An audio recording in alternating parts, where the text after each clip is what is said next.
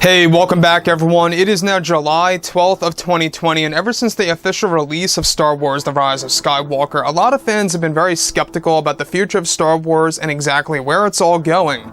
By Bob Iger, Bob Chapek, Jon Favreau, Dave Filoni, George Lucas, and others, and whether or not they truly will succeed in really fixing the Star Wars franchise. This is Mike Zero. Make sure to subscribe if you're new to the channel for future Star Wars content. Now, what's really exciting about the future of Star Wars is that Kathleen Kennedy is no longer involved on a creative scale. She is going to only be involved with of course, two Star Wars TV shows. That, of course, is going to be the Leslie Headland Star Wars TV series and the untitled animated TV show for Disney Plus that will be released in the next couple of years. Now, here's the thing about Bob Iger and Bob Chapek is that what they really want, their main plan here is to reunite the Star Wars fans, to really find ways to get the excitement flowing through fans again. Kind of like what fans felt with Rogue One: A Star Wars Story a bit, with Darth Vader being a part of the promotional material and him being actually in the movie. I think that was probably by far one of the most exciting Disney Star Wars films over the sequel trilogy, in my own opinion. That's just my take on things. Now, when we look at everything related to this new universe, it's very important that they get a high success rate, basically having a lot of good Star Wars TV shows in a row without a lot of failures. And that's going to be a very tough process to complete because it's going to take a lot of time and effort, and it's going to really take Bob Chapek playing his cards correctly to really get that job done. Now, with that being said, what's really interesting all has to do with actor Hayden Christensen and the character of Anakin Skywalker. With, of course, both Disney and Lucasfilm now finished with The Rise of Skywalker, they are now fully invested with their new Star Wars universe, as well as their new Star Wars trilogy that will introduce a brand new mythology to Star Wars fans. Now, it's described that creators George Lucas, Jon Favreau, and Dave Filoni are still hard at work developing authentic Star Wars stories for the fandom to enjoy. However, one major plan by Jon, Dave, and George is to bring back actor Hayden Christensen into the new Star Wars universe in a very significant way in order to reunite the Star Wars community to how it was years ago.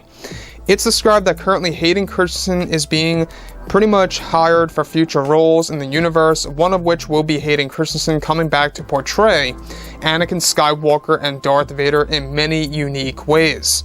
It's noted that one project such as the Ahsoka Tano TV series that is currently in the early development phase is set to bring a return of Anakin Skywalker. This Ahsoka series is set to be based after Return of the Jedi and some years after The Mandalorian Season 1, where Jon Favreau and Dave Filoni aim to reunite Anakin and Ahsoka in live-action form, and that they aim to give Anakin Skywalker a redesign for that new series. Not just that, but also the Kenobi TV series is set to introduce a brand new Darth Vader suit that will be used for Hayden Christensen as Darth Vader, and a new suit as well for Darth Vader's visions for Kenobi that will give a mixture of appearance between Anakin and Darth Vader that will give Obi-Wan Kenobi nightmares. So here's the thing that really impresses me the most about all of this, is that we have a scenario here. We have a real big plan by Chapek and Iger, where they're actually going to give us a version of Anakin that is going to be far different than ever before, where he's going to be placed in the Ahsoka Tano TV series as a Force ghost, reuniting with Ahsoka Tano once again. This to me sounds like it's going to be quite an amazing experience, because we do know that Rosario Dawson is going to be Ahsoka Tano. Thankfully it's her, it's not going to be Brie Larson. Kathleen Kennedy originally, in case you guys did not know, wanted Brie Larson to become Ahsoka Tano. I think it was a great move that they shifted away from that idea and focused in on Rosario instead. Now, you guys may know Rosario Dawson from a number of films out there, like the Zombieland sequel, or let's say, for example, Men in Black 2. She was in a handful of movies, and I think that she's honestly a solid actress, and she really could very well fit the role of Ahsoka Tano. I can almost just see it in my eyes. Now, the other thing is this, is that we do know that the Kenobi TV series is going to be by far the most important series that will bring a return of Anakin / Hayden Christensen in a very significant way. We're going to have a brand new Darth Vader suit that we've never seen before. probably in a very different fashion than what we have seen in the prequels or in the sequels, and that's going to really give us a better take on Darth Vader.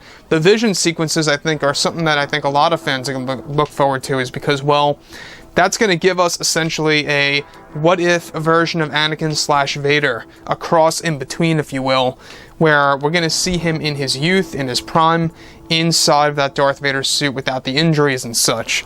So, like I've said before in the past, let me know what you think about this entire situation, between Anakin, Hayden, and the Ahsoka Tano TV series and others. And if you guys did enjoy the content for today, do make sure to drop a thumbs up on this video to support the channel. I thank you all so very much for the kind support, and I'll catch you guys next time.